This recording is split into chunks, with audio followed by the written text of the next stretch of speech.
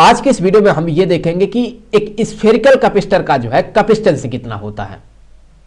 तो उसके लिए यहां पर हमने मान लिया कि ये जो है दो कंसेंट्रिक होलो मेटेलिक स्फेयर है। ये जो अंदर दिख रहा है स्फेयर इसे मान लेते हैं कि यह है ए, और यहां पर ये जो बाहर वाला स्फेयर है इसे मान लेते हैं कि यह है बी। तो यहां पर ये जो अंदर वाला है इसका जो रेडियस है, चलिए मान लेते हैं कि इसका जो रेडियस है ये है ए, इसका रेडियस है यहां पर ये है ए, और यहां पर ये जो स्फीयर बी दिख रहा है बाहर वाला इसका जो रेडियस है, चलिए मान लेते हैं कि इसका जो रेडियस है ये है बी।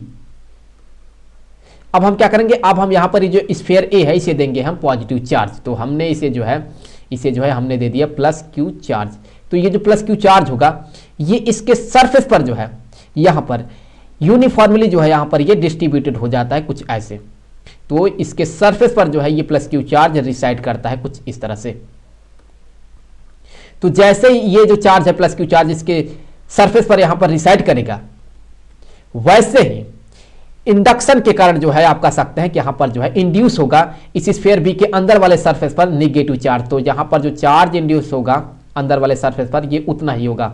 सो यहां पर मैग्नीट्यूड सेम रहेगा। तो यहां पर रिसाइड करता है अंदर वाले सरफेस पर निगेटिव चार्ज, और उतना ही चार्ज जो है यहां पर ये जो सरफेस है बाहर वाला इस पर भी आता है। लेकिन हम क्या करते हैं कि हम जो है इसे जोड़ देते हैं ग्राउंड के साथ। तो हम जो है यहां पर ये जो स्फीयर भी है इसे जोड़ देते हैं यहां पर धरती के साथ। तो जैसे हम इसे जो है धरती के साथ जोड़ेंगे, वैसे ही ये जो आपको दिख रहा है पॉजिटिव चार्ज, ये जो प्लस चार्ज है ये चला जाता है धरती में। सो यहां से जो है प्लस चार्ज जो है ये गायब हो जाता है। सो अब जो चार्ज होगा वो इसके अंदर वाले ही फेस पर रहेगा।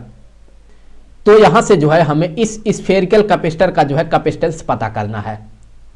तो हमें पता है कि जो कैपेसिटेंस होता है ये बराबर होता है यहां पर ये जो प्लस क्यू चार्ज है वो डिवाइडेड बाय यहां पर इन दोनों स्फीयर के बीच का ये जो पोटेंशियल डिफरेंस होगा वो। तो चलिए इस पोटेंशियल डिफरेंस को मान लेते हैं कि ये है V। तो यहां पर ये जो पोटेंशियल डिफरेंस है इसे हमें पता करना होगा।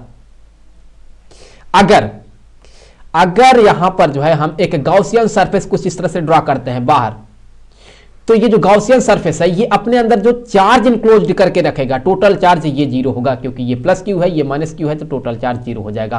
तो जैसे चार्ज जीरो हो जाएगा वैसे ही इसके बाहर यहां पर हर एक पॉइंट पर जो इलेक्ट्रिक फील्ड होगा वो जीरो होगा। उसी तरह से अगर यहां पर हम एक गॉसियन सरफेस ड्रॉ करते हैं इस स्फीयर ए के अंदर, तो ये जो गॉसियन सरफेस होगा ये कितना चार्ज इंक्लोज करके रखेगा, जीरो। तो फिर इसके अंदर भी जो है इलेक्ट्रिक फील्ड यहां पर जो है हर एक पॉइंट पर जीरो होगा। लेकिन अगर हम गॉसियन सरफेस जो है यहां पर ड्रॉ करते हैं कुछ ऐसे, ये हो गया मान लेते हैं गॉसियन सरफेस कुछ ऐसे। तो ये जो गॉसियन सरफेस है ये अब देखिए चार्ज को इंक्लोज करके रख रहा है, कितना चार्ज, प्लस क्यू चार्ज। तो अब जो है यहां पर इलेक्ट्रिक फील्ड बनेगा, यहां पर इसके अंदर यहां पर ये जो आपको दिख रहा है ये इस स्पेस में जो है यहां पर इलेक्ट्रिक फील्ड बनेगा। ये जो इलेक्ट्रिक फील्ड होगा ये कांस्टेंट नहीं होगा, ये यहां पर जो है कुछ ऐसे बाहर निकलेगा। सो यहां पर ये जो इलेक्ट्रिक फील्ड बनेगा ये कांस्टेंट नहीं होगा। तो जब यहां पर इलेक्ट्रिक फील्ड बनेगा तो यहां पर जो है इनके बीच में, इन दोनों स्फीयर के बीच में एक पोटेंशियल डिफरेंस भी होगा। वो पोटेंशियल डिफरेंस क्या है वही हमें पता करना है।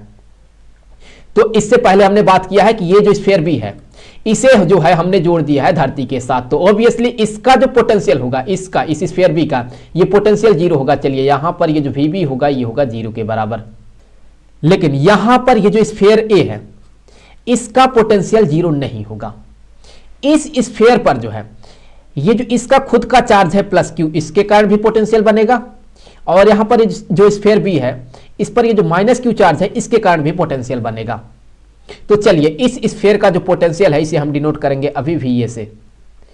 तो ये जो वी ए होगा ये किसके बराबर होगा, इसके कारण, इस स्फीयर ए पर ये जो चार्ज है प्लस क्यू इसके कारण जो पोटेंशियल होगा वो देखिए किसके बराबर होगा, ये होगा 1/4 pi epsilon not, 4 pi epsilon not. इसका मतलब कि हम ये मान रहे हैं कि यहां पर जो मीडियम है इन दोनों स्फीयर के बीच का ये एयर या वैक्यूम है, दैट मीन ये फ्री स्पेस है, इनटू यहां पर ये जो स्फीयर ए है इस पर जो चार्ज है जो कि है क्यू, डिवाइडेड बाय यहां पर इसका जो रेडियस है वो ये हो गया E। तो ये जो पोटेंशियल है ये यहां पर स्फीयर ए के कारण बन रहा है।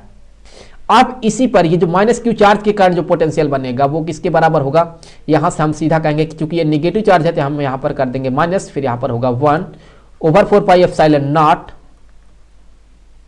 इनटू यहां पर ये जो चार्ज होगा Q डिवाइडेड बाय यहां पर इसका जो रेडियस है V, क्योंकि ये जो पोटेंशियल होगा ये इसके अंदर हर एक पॉइंट पर जो है वो सेम रहेगा, हर एक पॉइंट पर इतना ही पोटेंशियल बनेगा।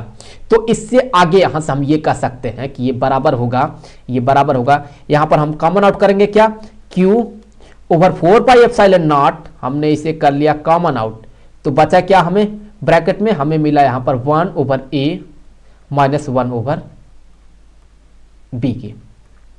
तो इससे आगे हम यहां से ये कह सकते हैं कि ये बराबर हो जाएगा Q over 4 pi epsilon not, 4 pi epsilon not, और फिर यहां पर ये ब्रैकेट में हो जाएगा, यहां से ये ब्रैकेट में हो जाएगा, ये डिनोमिनेटर में होगा AB और फिर यहां पर होगा B माइनस A के। तो यहां पर ये हो गया स्फीयर A का पोटेंशियल। तो अब यहां पर ये जो आपको दिख रहा है स्फीयर A और B, इनके बीच का ये जो पोटेंशियल डिफरेंस है V, इसे हम पता कर सकते हैं। हम क्या करेंगे, हम VA में से जो है VB को घटाएंगे। सो यहां से हम ये कह सकते हैं कि जो पोटेंशियल डिफरेंस होगा V, ये बराबर होगा VA माइनस VB के।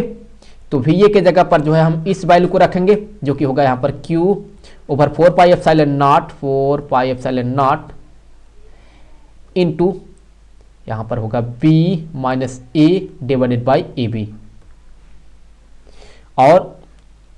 और अगर आप देखें यहां पर ये जो VB है, ये VB यहां पर 0 है, सो माइनस अगर हम 0 लिखेंगे तो इसको लिखने का कोई मतलब नहीं बनता है। तो फिर यहां पर ये हो गया दोनों ही स्फीयर के बीच का पोटेंशियल डिफरेंस है। तो हम इस वैल्यू को क्या करेंगे, हम इस वैल्यू को जो है यहां पर इसके जगह पर सब्स्टिट्यूट कर देंगे, तो हमें यहां पर ये जो इसका कैपेसिटेंस है वो पता चल जाएगा।